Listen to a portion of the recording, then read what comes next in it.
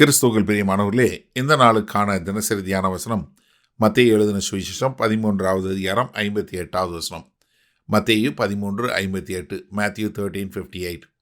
அவர்களுடைய அவிசுவாசத்தின் நிமித்தம் அவர் அங்கே அநேக அற்புதங்களை செய்யவில்லை. அதாவது கர்த்தராகிய இயேசு கிறிஸ்துனால அங்கு அவரால் அற்புதம் செய்ய முடியவில்லை. இங்கே அவர் செய்யவில்லை என்று இருக்கிறது. நீங்கள் இதனுடைய ஒத்த பகுதி மார்க் 6வது அதிகாரத்தில் 5வது 6வது வசனம் பாருங்கள்.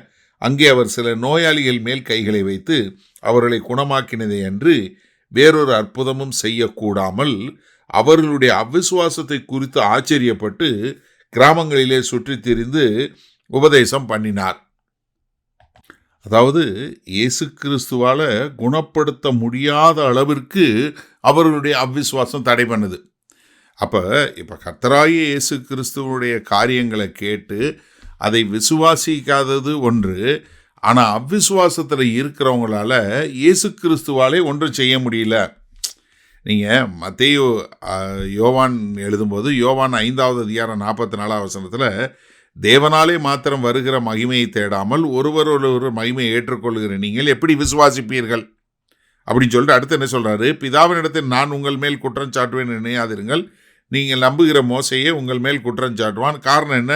நீங்கள் மோசையை விசுவாசித்தீர்கள், ஆனால் என்னையும் விசுவாசிப்பீர்கள். அவன் என்னை குறித்து எழுதியிருக்கிறான்.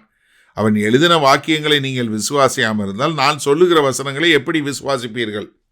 இப்போ கர்த்தராகிய இயேசு கிறிஸ்து வருவார், என்னை போல ஒரு தீர்க்கதரிசி எழுப்புவார், அவருடைய சத்தத்துக்கு நீங்கள் செவி கொடுங்கன்னு சொல்லி மோசே ஏற்கனவே சொல்லி கொடுத்துட்டாரு. ஆனால் அதை கேட்ட அவர்கள் அதற்கேற்றாற் போல் வாழலை. அதனால தான் இங்கே சொல்லும்போது என்ன சொல்லி கொடுக்குறாரு? நீங்கள் அவங்களுடைய அவ்விசுவாசம் என்ன பண்ணுது? கர்த்தராகிய இயேசு கிறிஸ்து அவர்களை குணப்படுத்த முடியாதபடி, எப்படி அவர்களை குணப்படுத்த முடியாதபடி தடை செய்யக்கூடிய ஒரு காரியமாக இருக்குது. காரணம் என்ன? அவருடைய அவிசுவாசம். அதைத்தான் இங்கே கர்த்தர் சொல்லும்போது இங்கே மத்தேயு இதை எழுதும்போது என்ன எழுதுறாரு? அவர்களுடைய அவிசுவாசத்தை நிமித்தம் அவர் அங்கே அற்புதங்களை செய்யலை. ஏன்னா ஒரு மனுஷன் வந்து கர்த்தரை தடை பண்ணுவது எப்படி தடை பண்ண முடியும்னா அவிசுவாசத்தின் மூலமாக தான். நன்றாக தெரிஞ்சு கொள்ளுங்க. அதாவது கர்த்தர் நமக்கு கொடுத்த ஒரு தனி மனித சுதந்திரம் இருக்குது பாருங்கள். நமக்கு கொடுத்த ஃப்ரீ வில் என்று சொல்லக்கூடிய ஒரு தனி மனித சுதந்திரம். அந்த தனி மனித சுதந்திரத்தை என்றைக்குமே அவர் மீற மாட்டார். காரணம் என்ன? அப்படி மீறினார்னா நமக்கு என்ன பண்ணிட முடியும்? நானாக தெரிந்தெடுத்து கர்த்தரை ஆராதிக்க முடியாது. அப்போ என்னுடைய சுதந்திரத்தை மீற முடியாதபடிக்கு கர்த்தரை நான் எப்படி தடை பண்ண முடியும்? என்னுடைய அவ்விசுவாசத்தினால தான் தடை பண்ண முடியும். அதனால் அவங்க சொந்த ஊரில் இருந்த மக்கள் இடர்ல் அடைந்து எனக்கு தான் வேறு தெரியுமே அப்படின்னு சொல்லி இடர்ல் அடைந்ததுனால, அவர்களுடைய அவ்விசுவாசத்தில் அவங்க கடினப்பட்டதுனால அவர்கள் கர்த்தரை நிராகரித்ததை நம்ம பார்க்க.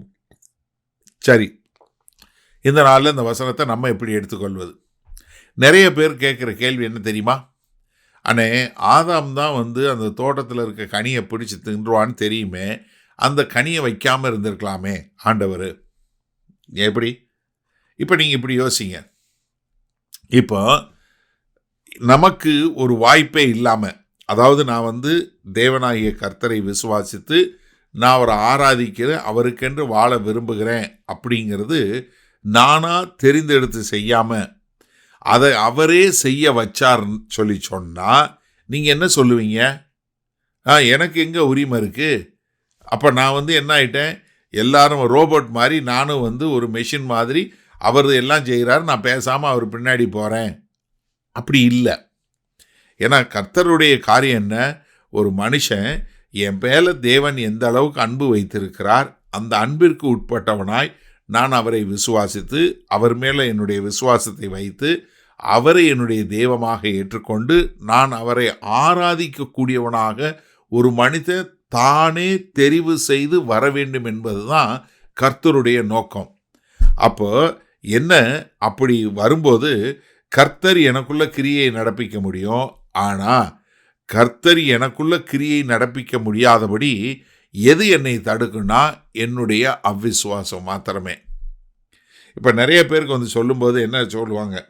இந்த என் பையனுக்கு மேத்ஸே வராது, நீங்கள் ஜெபம் பண்ணீங்க, ஏதாவது நடக்குதா பார்ப்போம் அப்போ என்ன அர்த்தம்? நடக்காதுன்னு ஏற்கனவே முடிவு பண்ணிட்டாங்க இல்லையா? அப்போ என்ன, நிறைய பேருடைய காரியங்களில் வாழ்க்கையில் கர்த்தரால் அற்புதம் செய்ய முடியாமல் போகிறதுக்கு உங்களுடைய அவிசுவாசம். உங்கள் வாழ்க்கையில் எங்கே அவிசுவாசம் இருக்குது பாருங்கள். நிறைய பேருக்கு என்ன, கர்த்தரால் செய்ய முடியாத காரியம் எதுவுமே இல்லைன்னு விசுவாசிக்கிறீங்களா? விசுவாசிக்கிறோம்பாங்க. ஆனால் உங்களுக்கு செய்வாரா? அது கொஞ்சம் இப்போ ஒரு தெரியுதா உங்களுக்கு? உங்களுக்கு எந்த பகுதியில் அவிசுவாசம் இருக்கோ அதை இன்றைக்கே விட்டு விடுவீர்களா? வல்ல பிதாவே, இதோ எங்களுக்குள்ளே இருக்கிற எல்லா அவிசுவாசங்களையும் விட்டு நீர் ஒருவர் மாத்திரமே எங்களுடைய தேவன் என்று நாங்கள் ஏற்றுக்கொண்டு உம்மை மாத்திரம் பிடித்து அண்டிக் கொண்டு வாழ எங்களை முழுமையாய் ஒப்புக் கொடுக்கிறோம். மீட்பெரும் இரட்சகரும் ஆகிய இயேசு கிறிஸ்துவின் மூலம் பிதாவே, ஆமேன். கர்த்தர் உங்களை ஆசீர்வதிப்பாராக. நாம் இன்று மாலை மண்ணால் சந்திப்போம்.